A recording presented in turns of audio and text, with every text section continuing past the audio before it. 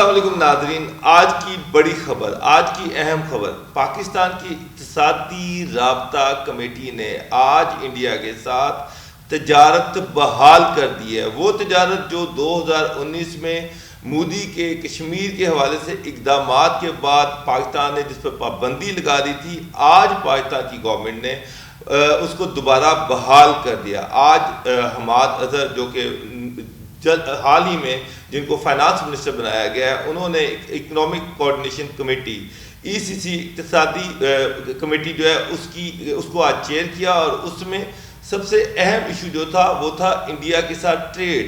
اور اس میں آج چینی، یارن اور کوٹن، یہ 3 آئٹم انڈیا سے امپورٹ کرنے کی اجازت دے دی ہے. یہ ایک بہت بڑا سٹیپ ہے. جب 2019 میں مودی نے کشمیر کے حوالے سے اقدامات کیے تو پاکستان نے احتجاجاً انڈیا کے ساتھ ٹریڈ بند کر دی تھی، اور یہ کہا جا رہا تھا کہ جب تک انڈیا کشمیر کے حوالے سے اپنے اقدامات واپس نہیں لے گا، پاکستان انڈیا کے ساتھ تجارت بحال نہیں کرے گا. لیکن ریسنٹلی آہستہ آہستہ برف پگھل رہی ہے، اور اس پگھلتی برف میں ایک بہت بڑا سٹیپ جو ہے وہ یہ تھا کہ انڈیا کے ساتھ تجارت بحال کر دی جائے. اس کا کیا امپیکٹ آئے گا آنے والے دنوں میں انڈیا اور پاکستان کے تعلقات میں؟ کیا یہ تجارت مزید آگے جائے گی، مزید آگے بڑھے گی، اور کشمیر کہاں پر کھڑا ہے اس ساری صورتحال میں؟ اس حوالے سے ہم بات کریں گے غلام عباس شاہ صاحب سے. غلام عباس شاہ صاحب سینئر تجزیہ نگار ہیں، خاص طور پر پاکستان اور انڈیا کے مابین جو تعلقات ہیں ان پر ان کی گہری نظر ہے. انڈیا کے ڈومیسٹک ایشوز پر بھی شاہ صاحب کی گہری نظر ہے. شاہ صاحب السلام علیکم. شاہ صاحب، آج پاکستان کی اکنامک کوآرڈینیشن کمیٹی جو ہے اقتصادی رابطہ کمیٹی، اس نے ایک بڑا فیصلہ کر لیا. ایکسپیکٹ نہیں کیا جا رہا تھا کہ ایک دم انڈیا کے ساتھ تجارت بحال کر دی جائے گی. تو آپ اس کو کس طرح سے دیکھتے ہیں؟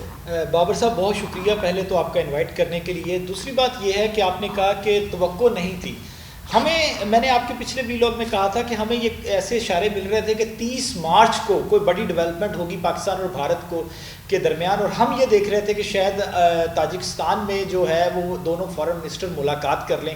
وہ تو نہیں ہوا، لیکن 30 مارچ کو کل جو کمیٹی آج جس کا اجلاس ہوا اس کا ایجنڈا جب سامنے آیا تو وہ واقعی بہت بڑی ڈیولپمنٹ تھی. اور اس میں ایک جو 2 پوائنٹس تھے وہ ایسے تھے کہ جو بھارت سے ریلیٹڈ تھے. پاکستان اور بھارت کے بیچ میں 5 اگست 2019 کے بعد سے ٹریڈ بند ہو گئی تھی. تو اس میں 2 چیزیں ایسی رکھی گئی تھی کہ جس میں کپاس اور چینی وائٹ شوگر جو ہے اس کو بھارت سے امپورٹ کرنے کی منظوری تھی. سمری میں نے اس کا بیک گراؤنڈ چیک کیا تو مجھے یہاں تک خبریں ملی، ہمارے سورسز اس کو کنفرم کرتے ہیں کہ پرائم منسٹر عمران خان نے ذاتی طور پر حماد اظہر کو جب یہ ٹاسک دیا، وزیر خزانہ بنایا گیا، تو ان کو یہ کہا کہ یہ دونوں چیزیں اس لیے ضروری ہیں کہ اس سے پاکستان کی معیشت پر نہ صرف امپیکٹ پڑے گا بلکہ جو چھوٹا صنعت کار ہے اس کے اوپر، اگر کاٹن آپ انڈیا سے منگواتے ہیں تو اس کے اوپر اس کا بہترین اثرات ہوں گے، کیونکہ جو بڑا صنعت کار ہے وہ تو کسی دوسرے ملک سے مہنگی کاٹن بھی منگوا لیتا ہے، لیکن جو چھوٹا صنعت کار ہے وہ امپیکٹ ہوتا ہے. تو اس کو دیکھتے ہوئے آج جو اقتصادی کوآرڈینیشن کمیٹی تھی اکانومی کی، انہوں نے اس کی اپروول دی ہے. اور اس کا امپیکٹ کیا پڑے گا بابر صاحب یہ میں آپ کو بتاتا ہوں. پاکستان میں جو ادارہ شماریات کے یہ اسٹیٹکس ہیں جو میرے سامنے ہیں، میں نے اس کو دیکھا تو اس میں 6 لاکھ روئی کی گانٹھوں کی کمی ہے. ابھی بھی پاکستان کو جتنی ضرورت ہے اس سے کم ہے 6 لاکھ روئی کی گانٹھیں. پاکستان میں تقریباً 6,68,305 میٹرک ٹن کپاس اور سوت جو ہے وہ امپورٹ ہوتا ہے جو مختلف ممالک سے ہوتا ہے، اور جس کی قیمت جو ہے بنتی ہے وہ 1.1 ارب ڈالر بنتی ہے جو پاکستان امپورٹ کرتا ہے مختلف دنیا سے.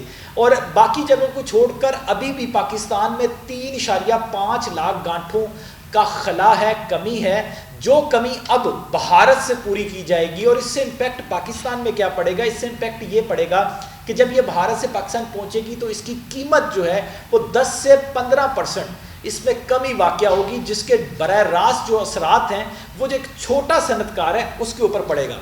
شاہ صاحب بالکل آپ ٹھیک کہہ رہے ہیں کہ اس کا اثر جو ہے وہ پاکستان میں چھوٹے تاجر پر پڑے گا، اس کو فائدہ ہوگا. لیکن آج بھی کشمیر ایک بہت بڑی جیل ہے جہاں پر 1 کروڑ لوگ بند ہیں، ان کی حقوق جو ہیں وہ سلب کیے گئے ہیں، وہاں پر بچوں کا مرڈر ہو رہا ہے، وہاں پر عورتوں کا ریپ ہو رہا ہے. کشمیر کے لوگ پاکستان کی طرف دیکھ رہے ہیں، کشمیر کے لوگ پاکستان کو مدد کے لیے بلا رہے ہیں. ایسی صورت میں جب کشمیر آپ کی طرف دیکھ رہا ہے اور پاکستان انڈیا سے ٹریڈ شروع کر دے گا تو کیا کشمیریوں کو ہم مایوس نہیں کریں گے؟ دیکھیں بابر صاحب، کشمیریوں کو ہم سے بہت توقعات ہیں، لیکن میں سمجھتا ہوں کہ کشمیر جو ہے وہ اپنے مسئلہ کشمیر کو زندہ رکھنے کے لیے شاید ان کو پاکستان اور بھارت دونوں کی ضرورت نہیں ہے. وہ خود اتنی انہوں نے سٹرگل کی ہے کہ وہ اس کو مسئلے کو زندہ رکھے ہوئے ہیں اور رکھ سکتے ہیں آگے بھی. لیکن اگر پاکستان موسٹ فیورٹ نیشن کا سٹیٹس بھارت کو دیتا ہے تو پھر میں اس کے اوپر آپ سے ایگری کرتا ہوں کہ واقعی آپ نے کشمیر کے ساتھ زیادتی کی. آپ نے کشمیر مسئلے کو موسٹ فیورٹ نیشن کا سٹیٹس بھارت نے پاکستان کو دیا، لیکن بھارت منتیں کرتا رہا، ترلے کرتا رہا کہ آپ موسٹ فیورٹ نیشن کا سٹیٹس دے دیں، کیونکہ اس سے کافی چیزوں میں ریلیکسیشن مل جاتی ہے. پاکستان نے نہیں دیا اور آج تک نہیں دیا.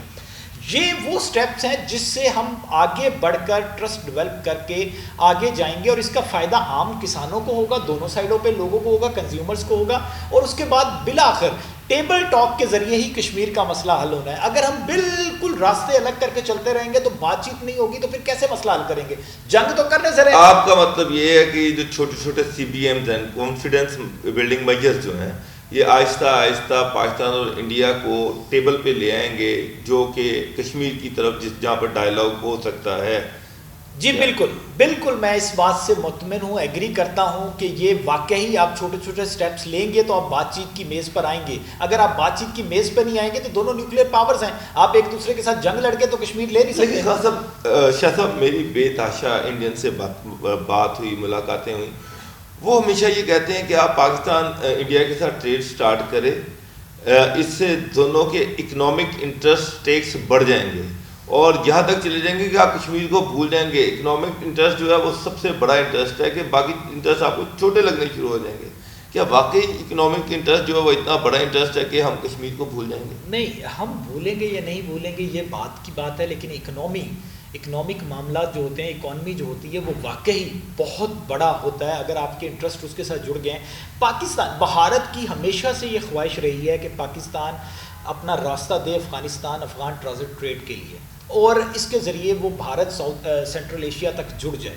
اب پاکستان یہ بھارت کی خواہش اسی وقت پوری کر سکتا ہے کہ جب وہ کشمیر کے اوپر مسئلے کو ریزالو کرے، تو اس کے لیے پاکستان کے پاس پوائنٹ ہے. اور دوسری بات دیکھیں، اب یہ ٹریڈ چھوٹی چھوٹی اشیاء کی، اب آج ہنٹ دی ہے حماد اظہر نے کہ آگے آنے والے دنوں میں مزید اشیاء ضروریہ ہیں اس کے اوپر بھی غور کیا جا سکتا ہے. اب وہ کیا ہو سکتا ہے؟ میں آپ کو بتاتا ہوں کہ جب پاکستان میں ٹماٹر 300 روپے کلو ہم خرید رہے تھے، بھارت میں اس وقت ٹماٹر 10 روپے 15 روپے کلو بک رہا تھا، کیونکہ وہاں کی جو کسان ہیں جو سبزی بیچتے ہیں وہ میجر واقع جی یہ تو چلے ٹھیک ہے کہ وہاں پر وہ پروڈکٹ سستی ہے، پاکستان میں مہنگی ہے، وہاں سے اگر ہم امپورٹ کرتے ہیں تو سب سے دنیا میں سستی پروڈکٹ جو ہے وہ انڈیا سے امپورٹ میں ملتی ہے. اب مجھے یہ بتائیں کہ آنے والے دنوں میں آپ نے ایک پریڈکشن کی تھی کہ پاکستان اور انڈیا کے درمیان کرکٹ سیریز سٹارٹ ہونے والی ہے.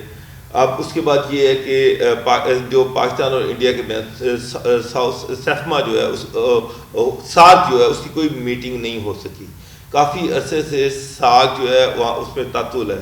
تو آپ آنے والے دنوں میں دیکھ رہے ہیں کہ ساگ کی کوئی میٹنگ ہو سکے گی؟ ساؤتھ ایشیا کے جو 7-8 ممالک ہیں یہ اکٹھے ہو کر بیٹھ سکیں گے، یہ اپنے اختلافات ختم کر سکیں گے؟ بالکل. 2 سوال کرکٹ کے بارے میں آج ہی میں نے ابھی اپنے یوٹیوب چینل پہ ویلاگ کیا تو مجھے بھارتی صحافی نے ایک چیز کنفرم کی. انہوں نے کہا کہ بائی لیٹرل اس سال کے آخر تک شاید ہو جائے، جس کے برائٹ چانسز ہیں، لیکن انہوں نے یہ کہا کہ اگلے منتھ یا اس سے اگلے منتھ، یعنی کہ مارچ آج ختم ہو رہا ہے، اپریل یا اس کے اگلا منتھ مئی میں ڈھاکہ میں پاکستان، بھارت اور بنگلہ دیش کی کرکٹ ٹیمیں آمنے سامنے ہوں گی. اور ایسی ان کے پاس انہوں نے کہا خبریں ہیں، وہ بائی لیٹرل نہیں ہوگی لیکن دونوں ٹرائی لیٹرل ہوگی، اور اس میں کرکٹ پاکستان اور بھارت کے درمیان میچز دونوں ملک کے لوگ دیکھیں گے. پہلی بات تو یہ. دوسری بات آپ نے جو کی کہ دیکھیں بھارت کا رویہ اس میں رکاوٹ تھا، لیکن کل شاہ محمود قریشی کی میں نے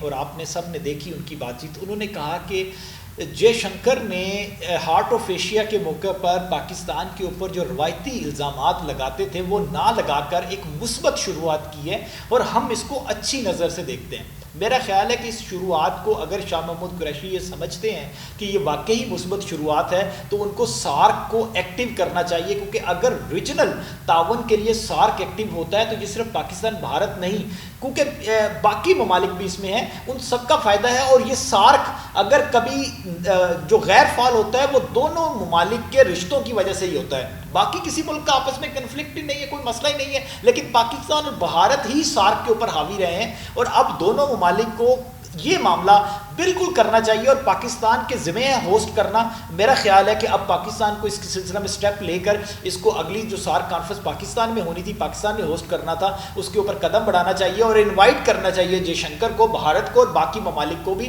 کہ آئیں اور آ کے سارک کو ایکٹیو کریں۔ اچھا شاہ صاحب، آپ نے ابھی بتایا کہ پاکستان کے اس سٹیپ کو، یہ جو ٹریڈ والا سٹیپ ہے جس کو اوپن کیا گیا، اس سٹیپ کو بھارت میں اپریشیٹ کیا جا رہا ہے، لیکن پاکستان میں آج احسن اقبال نے پریس کانفرنس کی، اس پہ انہوں نے اس کو اچھی طرح سے حکومت کو رگڑا لگایا کہ جناب آپ کشمیر کو بھول رہے ہیں اور یہ ٹریڈ کی طرف جا رہے ہیں، آگے 2 سال کے بعد الیکشن ہے، تو آپ کو نظر آتا ہے کہ اس کا کوئی امپیکٹ گورنمنٹ کو نیگیٹو یا پازیٹیو ہوگا؟ اچھا، ایک چیز تو یہ ہے کہ 2 سال بعد تو پاکستان کے مرکزی الیکشن ہے، لیکن ابھی قریب کشمیر میں الیکشن ہو رہے ہیں، ہماری آزاد کشمیر میں۔ آپ پاکستان کی سیاست بابر صاحب بڑی عجیب ہے، آپ جب حکومت میں ہوتے ہیں تو آپ اپنے ذاتی بزنس کو پروان چڑھاتے ہیں، آپ جب پیپلز پارٹی حکومت میں ہوتی ہے تو وہ کہتی ہے کہ ٹریڈ ہونی چاہیے، وہ زور دیتے ہیں، لیکن آپ جب حکومت میں نہیں ہوتے تو آپ کرٹیسائز کرتے ہیں۔ مجھے ایک چیز بتا دیں کہ احسن اقبال صاحب کے پاس کوئی ایسا فارمولہ ہے کہ کشمیر کا مسئلہ بات چیت کے بغیر حل کرنے کا، تو وہ سامنے لے آئیں، وہ حکومت میں اتنی دفعہ رہے ہیں۔ اور دوسری بات، آپ تنقید کرتے ہیں لیکن یہ ایسا ایشو ہے کہ جو پاکستان اور بھارت کو قریب لانے کے لیے کچھ سٹیپس لیے جا رہے ہیں، تو میرا خیال ہے کہ اپوزیشن جماعتوں کو اس میں ساتھ ہونا چاہیے۔ اور اگر کشمیر بیچا ہوتا تو عمران خان کا کل جو لیٹر نریندر مودی کو انہوں نے لکھا ہے اور اس میں واضح الفاظ میں انہوں نے کشمیر کا ذکر کیا ہے کہ یہ ہے اصل ایشو، اور ہم بھی امن کی خواہش رکھتے ہیں لیکن اس مسئلے کا حل ڈھونڈنا ہے اور ہمیں مل کر ٹیبل ٹاک کے ذریعے ڈھونڈنا ہے۔ تو وہ عمران خان اس خط میں نہ لکھتے تو کیا فرق پڑتا، عمران خان خالی شکریہ ادا کر دیتے۔ عمران خان نے اس خط میں لکھ کر اس بات کا اعادہ کیا ہے کشمیر پاکستان کا اہم ایشو ہے، شہرک ہے، اور پاکستان اس سے پیچھے نہیں ہٹ سکتا۔ اور مزے کی بات یہ ہے کہ کوئی بھی نہیں ہٹ سکتا، یہ احسن اقبال صاحب آج گورنمنٹ میں آ جائے تو یہ بھی نہیں ہٹ سکتے اگر چاہتے ہوئے بھی، کیونکہ ریزن یہ ہے کہ پاکستان کی عوام اس کے ساتھ جڑی ہوئی ہے، اور یہ پاکستان کی کوئی بھی پولیٹیکل پارٹی اگر چاہے یا کوئی اور طاقتور لوگ بھی چاہیں تو نہیں ہو سکتا۔ یہ پاکستان کا نظریہ ہے، یہ قائد اعظم نے شہرک کہا تھا، تو پاکستان کی تکمیل اسی وقت ہے جب یہ شہرک پاکستان کے ساتھ ہوگی، تو اس لیے پاکستان میں کوئی ایسا سوچ بھی نہیں سکتا۔ یہ پولیٹیکل بیانات ہیں، اور یہ آگے میں آپ کو بتا دوں احسن اقبال نے جو آج اسٹیٹمنٹ دیا، یہ آزاد کشمیر کے الیکشن میں اس سلوگن کو لے کے جائیں گے، اور جس طریقے سے پچھلی دفعہ لے کے گئے تھے، لیکن مجھے نہیں لگتا کہ یہ سلوگن اس دفعہ بکے گا، یہ پٹے گا۔ یہ مودی کا یار والا پچھلی دفعہ نعرہ جو لگتا رہا ہے وہ اس دفعہ الٹا ہو جائے گا اور وہ دوبارہ انہی کی طرف جائے گا۔ بہت شکریہ غلام بادشاہ صاحب، بالکل آپ صحیح کہہ رہے ہیں کہ یہ جو چھوٹے چھوٹے سٹیپس ہیں الٹیمیٹلی یہ بڑے سٹیپس میں کنورٹ ہوں گے اور دونوں ممالک کو ٹیبل ٹاک پہ لے کے آئیں گے، اور کشمیر کا مسئلہ جو ہے وہ مذاکرات سے ہی حل ہونا ہے۔ بہت شکریہ، خدا حافظ۔